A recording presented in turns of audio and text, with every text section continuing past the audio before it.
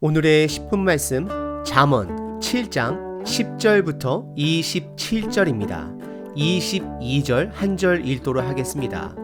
젊은이가 곧 그를 따라갔으니 소가 도수장으로 가는 것 같고 미련한 자가 벌을 받으려고 쇠사슬에 매이러 가는 것과 같도다. 전 본문에서는 아버지 또는 어머니가 창가를 통해 어리석은 젊은 남자가 어둑어둑 해가 지고 있는 가운데 음녀의 집이 있는 쪽으로 걸어가는 모습을 보여주었습니다. 오늘 본문은 그 어리석은 젊은 남자의 즉각적인 육체적 반응을 따라가 그의 결말이 어떠한지를 우리들에게 경고하고 있는 하나님의 가르침입니다. 잠언 7장은 듣거나 읽는 사람들이 영화의 한 장면 또는 소설의 한 부분을 보고 있는 듯한 문학적 기법으로 쓰여졌습니다. 이렇게 쓰여진 데는 목적이 있습니다. 우리들로 하여금 우리들의 상황을 제3자 입장에서 볼 수 있도록 하기 위함입니다. 우리들이 바둑이나 장기, 때로는 체스를 둘 때에 뒤에서 훈수 두는 사람들이 더 잘 볼 때가 있습니다. 그것은 그들이 제3자 입장에서 그 경기를 보고 있기 때문입니다.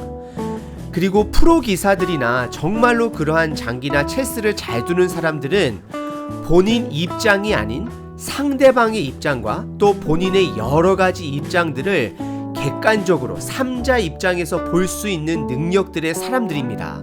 오늘 잠언 7장은 우리들로 하여금 제3자의 입장에서 우리들이 가끔 죄를 향해 달려가는 모습을 보여주므로 앞으로 우리 삶 속에 있을 그런 유혹들로부터 미리 대처할 수 있도록 깨닫게 해주시는 하나님의 지혜의 말씀입니다.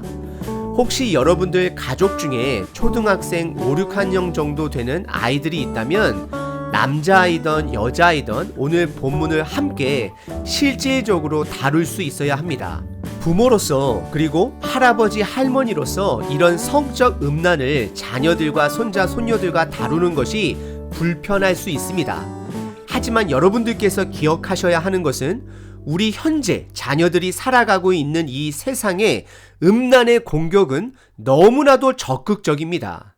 그래서 잠언은 미리 2장에서도 5장에서도 6장에서도 그리고 7장에서도 끊임없이 우리를 향해 음란에 대한 유혹을 경고하고 가르치고 있는 것입니다.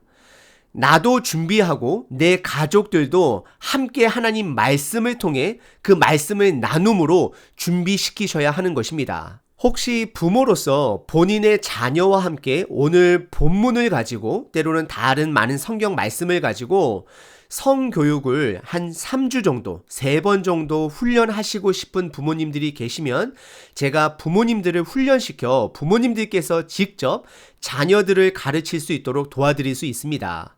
제가 지킬 수 있는 약속은 2021년도 올해 안에 연락드리시는 분에 한해서 반드시 도와드리겠습니다. 그리고 2022년도서부터는 미래는 저희가 어떻게 알 수가 없기 때문에 제가 상황을 봐서 도와드리도록 하겠습니다. 이메일은 아래 남기도록 하겠습니다. 오늘 본문은 우리에게 두 가지 교훈을 주고 있습니다. 첫 번째는 우리 삶 속에 이러한 유혹이 찾아왔을 때 멈추는 법입니다. 그리고 우리가 멈추고 나서 두 번째는 우리가 처한 상황을 제3자 입장에서 목격자 상황에서 바라볼 수 있도록 가르침을 주고 있습니다. 오늘 본문은 크게 세 가지로 나눌 수 있습니다. 첫 번째는 음란한 여인의 적극적인 유혹입니다. 두 번째는 젊은이의 멈춤이 없는 즉각적인 반응입니다. 세 번째는 부모의 당부입니다. 첫 번째 부분은 10절서부터 21절까지 음란한 여인의 적극적인 유혹의 행동들을 보여주고 있습니다. 큰 그림은 다음과 같습니다. 특별히 19절에 보시면 이 여인은 남편이 있는 여인입니다. 그런데 그 남편이 여행 경비를 가지고 나아가서 보름날, 즉 약 한 2주 정도는 집을 비운 상태이고 이 여인은 본인의 성적 쾌락을 위해 남자를 사냥하러 길을 돌아다니고 있습니다. 일단 이 여인의 음란적 무기들을 살펴보면 5가지로 정리해 볼 수 있습니다. 첫 번째는 10절에 기생의 옷을 입었다라고 합니다. 젊은이를 시각적으로 자극하는 것입니다. 두 번째는 11절에 떠들며 결국 본인의 정체를 드러내고 있다라는 것입니다. 그리고 세 번째는 발이 집에 머물지 않는 자라고 성경은 말합니다. 그녀의 마음은 온통 집 밖에 있다라는 것을 보여주고 있습니다. 그리고 네 번째는 12절에 사람을 찾는다라고 말합니다. 이것은 적극성을 보여주고 있습니다. 그리고 마지막 다섯 번째는 13절에 모르는 사람에게 입을 맞출 정도로 과감함을 보여주고 있습니다. 그리고 부끄러워하지도 않습니다. 이것은 그만큼 죄악에 익숙하다라는 여인이라는 것입니다.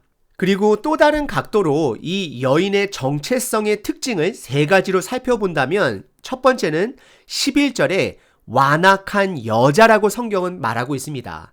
남편이 있는데도 불구하고 본인의 쾌락을 위해 남편과의 언약을 깨는 그러한 악한 여자입니다.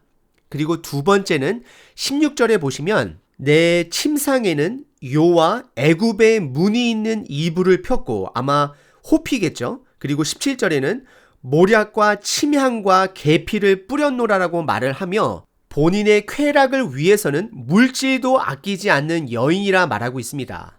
그리고 마지막 세 번째 특징은 21절에 여러 가지 말로 유혹하고 입술로 호리는 말로 꾀한다라고 성경은 표현합니다. 예를 들어 14절에 보시게 되면 화목제를 드려 서원한 것을 오늘 갚았노라 라고 남자에게 말을 합니다. 화목제를 드려 서원한 것을 오늘 갚았다라고 말하는 것은 조금은 모호한 말이고 상황에 맞지 않는 말입니다. 이 화목제는 레위기 7장에 보시면 서원, 즉 부탁을 드릴 때 하는 제사이거나 감사를 드릴 때 하는 제사였습니다. 이 여인은 제사의 단어를 사용하므로 즉 본인의 쾌락적 행위를 신앙의 껍데기로 포장하여 젊은이를 유혹하고 꿰는 말인 것입니다. 우리들 사회 안에 이런 악한 유혹의 손길이 있다라는 것은 너무나도 두려울 정도입니다. 잠언은 이런 악한 유혹의 손길이 우리 삶 속에 우리를 사냥감으로 찾고 있음을 경고하고 있습니다. 그리고 오늘 본문의 두 번째 부분은 22절과 23절 젊은이의 즉각적인 반응과 그에 따른 결과들을 보여주고 있습니다. 22절 젊은이가 이 악한 여인의 유혹에 곧 바로 그냥 따라갔다라고 성경은 말하고 있습니다. 이것은 그 어리석은 젊은이가 생각해 보지도 않고 바로 음란의 유혹에 몸과 마음을 주었다라는 것입니다. 그러자 성경은 그 어리석은 젊은 자의 결말을 다음에 네 가지로 표현합니다. 첫 번째는 22절에 소가 도살장에 끌려가는 것과 같다라고 말을 합니다. 그리고 두 번째는 동일한 22절에 미련한 자가 처벌을 받기 위해 쇠사슬에 매이러 가는 것과 같다 말합니다. 그리고 세 번째는 23절 화살이 그 간을 뚫게 될 것이다 말합니다. 죽음이 뒤려졌다는 것이죠. 그리고 마지막 네 번째는 새가 빨리 그물 안에 스스로 들어가는 죽음의 행위라고 말하고 있습니다. 결국 이 어리석은 젊은이는 본인의 생명이 끊어져 가는지도 모른 채 그 길을 따라가고 있음을 성경은 말하고 있습니다. 이 젊은이가 배워야 하는 것은 멈춤입니다. 멈춤이 없었기 때문에 즉각 반응했던 것입니다. 멈춤을 배우면 반응이 아닌 대응을 할 수 있게 되는 것입니다. 우리는 삶 속의 멈춤을 통해 대응을 배워야 합니다. 그래서 오늘 본문의 세 번째 부분인 24절서부터 27절에 부모의 신신당부가 담겨져 있습니다. 24절의 시작이 아들들이라 라고 복수로 시작하며 많은 자녀 세대들에게 가르침을 주고 있는 마음을 드러내고 있습니다. 그 가르침은 세 가지를 주고 있습니다. 첫 번째는 아버지의 말씀을 들어야 한다라고 말을 합니다. 그래서 우리는 성경 말씀을 매일매일 묵상해야 합니다. 이것은 더 이상 믿는 자들에게 도전이 아닌 믿는 자들의 기본적인 삶의 자세인 것입니다. 하나님의 말씀이 우리를 지켜줄 것입니다. 그리고 두 번째는 무리들의 마음을 음녀의 길로 내어주지 말 것이라 말을 하고 있습니다. 우리는 멈춤을 배워야 합니다. 내 삶의 유혹이 불쑥 그리고 과감하게 찾아올 때, 우리의 오감각을 건드릴 때 우리는 잠시 멈추고 반응이 아니라 대응을 해야 합니다. 그리고 마지막 세 번째는 그 유혹의 길은 죽음이라고 성경은 분명하게 말하고 있습니다. 우리는 큰 그림을 봐야 합니다. 제3자로서 멀리 볼 수 있어야 합니다. 불나방은 본인이 죽음의 불을 향해 날아가는 줄 모르고 결국 그 불빛을 향해 달려가 불에 타 죽습니다. 아니면 전기에 죽습니다. 우리 삶 속에 빛이 등장할 때 그것이 우리에게 생명을 주는 빛인지 아니면 우리의 생명을 앗아가는 유혹적인 불인지를 분별할 수 있어야 합니다. 그러기 위해서는 멈춤을 배워야 하는 것입니다. 잠언 7장은 우리 삶 속에 멈춤을 배워야 한다라고 강조하고 있습니다. 유혹이 우리 삶 속에 찾아왔을 때 잠시 나의 육체적인 반응을 잠시 늦추고 멈추고 육체적인 반응이 아닌 영적인 대응을 할 수 있어야 합니다. 여러분들 기억하시길 바랍니다. 오늘 이 젊은이가 그 유혹의 순간에 멈춤을 배웠더라면, 그리고 다시 말씀으로 본인의 삶을 살펴봤다라면 다시 돌아올 수 있는 지혜를 통해 생명의 길을 걸어갔을 것입니다.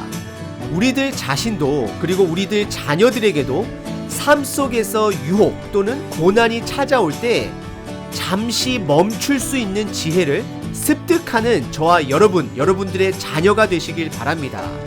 그리고 말씀으로 큰 그림을 볼 수 있어야 합니다. 그리고 반응이 아닌 대응을 할 수 있어야 합니다. 유혹과 반응 사이 잠시 멈출 수 있는 공간을 만들 수 있을 때 우리는 대응할 수 있는 영적인 힘을 키울 수 있는 것입니다. 오늘 하루 잠시 삶의 멈춤의 연습을 통해 세상에 즉각적으로 육체적으로 반응하는 자가 아니라 말씀에 반응하는 힘을 키우시는 저와 여러분 되시길 바랍니다.